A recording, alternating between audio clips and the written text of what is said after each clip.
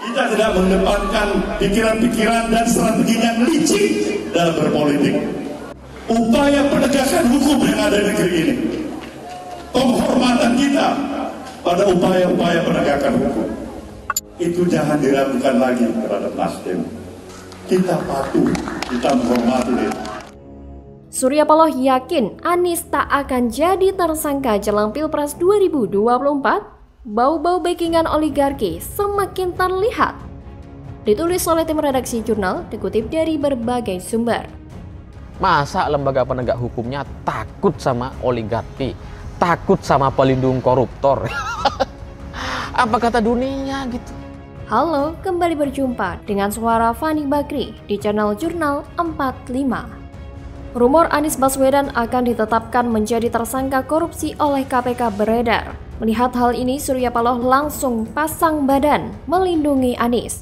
Paloh menyebut akan melindungi Anies sampai pemilu 2024 berlangsung. Ketua Umum Partai Nasdem Surya Paloh yakin Anies Baswedan tidak akan ditetapkan sebagai tersangka oleh KPK di kasus dugaan korupsi penyelenggaraan Formula E. Sebelumnya, kabar Anies bakal jadi tersangka diucapkan mantan Wamenkumham, Denny Indrayana. Menurutnya, penetapan tersangka dilakukan untuk menjegal Anies maju di Pilpres 2024. Paloh mengaku selalu optimistis dengan keputusannya mendukung Anies Baswedan sebagai bakal calon presiden.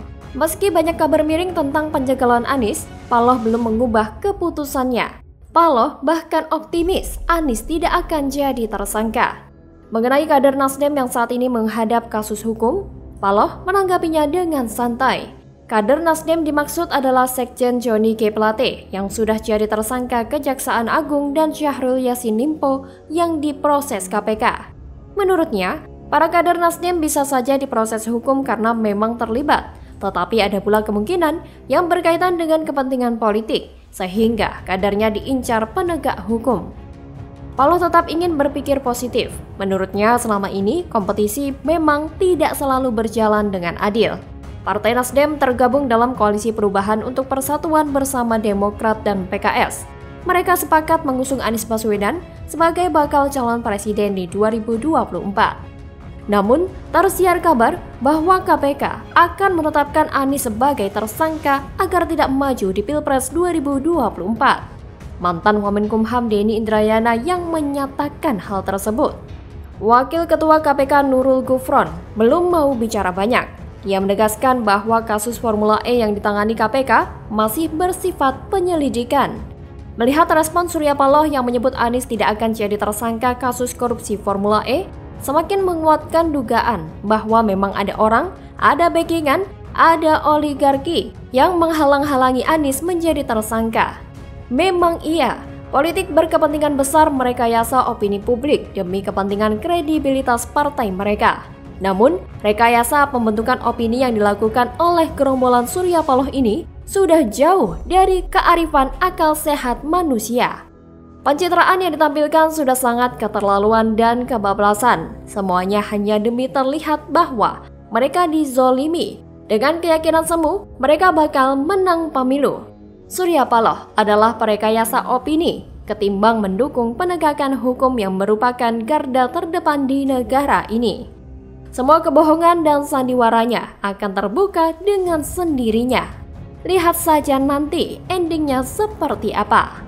Apa yang dilakukan bersama Anies adalah strategi testing the water dan window dressing untuk menyembunyikan kebusukan niat terselubung mereka secara masif, terstruktur, dan terencana. Padahal kalau mau dilihat secara runut logikanya ya, memang Anies harusnya jadi tersangka.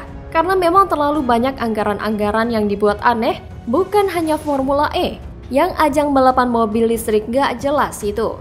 Dana-dana yang dihamburkan justru mengisyaratkan bahwa dia itu bermasalah di dalam anggarannya dan terlalu banyak rekam jejak yang berceceran, seperti lendir-lendir digital.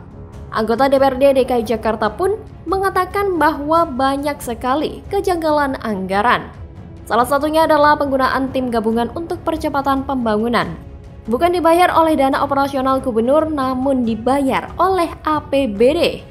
Jadi kalaupun mau ada narasi bahwa Anies Baswedan dikriminalisasi oleh rezim, itu nggak masuk akal sama sekali. Justru yang masuk akal adalah ketika orang ini seharusnya tertangkap oleh KPK dan dijadikan tersangka, lalu dipakaikan baju oranye sampai mendekam di penjara. Sudah terlalu banyak bukti yang ada, sudah terlalu banyak hal yang bisa digunakan untuk menjerat Anies. Tapi sekali lagi, di mana ada oligarki, di sana pasti Anies mendapatkan lindungan dari yang kuasa. Sudah banyak sekali bukti bisa dinihilkan. Bagaimana kalau menurut Anda? Saya jadi mirip sekali dengan cerita pencapresan Anies Baswedan karena sampai sekarang orang-orang yang didekati atau diajak untuk menjadi cawapres Anies Baswedan itu semua kompak untuk menolak, menghindar semuanya, kabur gitu. Kasian, naksir berat ke Khofifah untuk dijadikan cawapres Anies, Surya Paloh ditolak mentah-mentah. Anies dan Nasdem tambah stres. Ada. Pernah saya katakan terdahulu bahwa ini kawin paksa. Kawin paksa ini kemungkinan besar bukan hanya cerai, tapi belum kawin beneran itu sudah bisa cerai. Halo, selamat datang di channel Jurnal 45. Pegiat media sosial Rini Budoyo mengungkapkan sosok yang bisa menutup citra bapak politik identitas dari baca pres koalisi perubahan Anies Baswedan jika menjadi cawapres. Sosok yang dimaksud Rini adalah Gubernur Jatim Khofifah Indar Parawansa. Bahkan, Ketum Partai Nasdem Surya Paloh sangat menginginkannya untuk jadi cawapres Anies. Khofifah merupakan seorang tokoh yang mengakar pada masyarakat. Selain itu, ia juga mempunyai basis dukungan kalangan perempuan NU, sehingga ideal untuk menjadi cawapres Anies. Terlebih, ia juga bisa menutup citra yang tersemat pada Anies sejak Pilkada Jakarta 2017, yaitu Bapak Politik Identitas.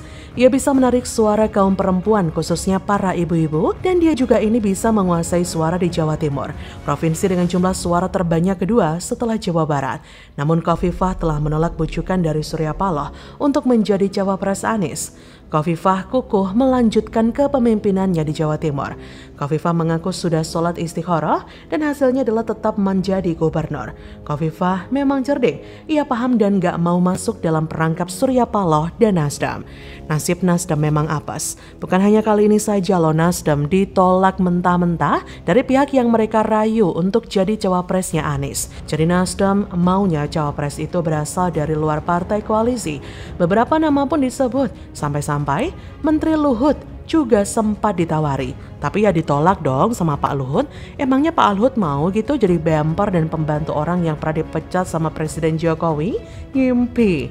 Bahkan Nasdem juga sempat mempertimbangkan Menko Polhukam Mahfud MD untuk jadi cawapres Anies. Tapi Mahfud MD menolak tawaran itu. Sebagaimana beliau paparkan kepada awak media bahwa PKS telah menawari Mahfud MD jadi cawapres Anies dan kemudian ditolak oleh beliau dengan alasan bahwa kalau gabung ke sana bakal merusak koalisi karena setiap partai di koalisi sudah mengajukan kandidat cawapres masing-masing. Sementara Mahfud MD kan bukan bagian dari partai koalisi Anies dan Mahfud MD dengan terang-terangan menyebut bahwa beliau bukan pendukung Anies. Dan yang terakhir Nasdem memilih Gubernur Jatim Khofifah sebagai cawapres Anies.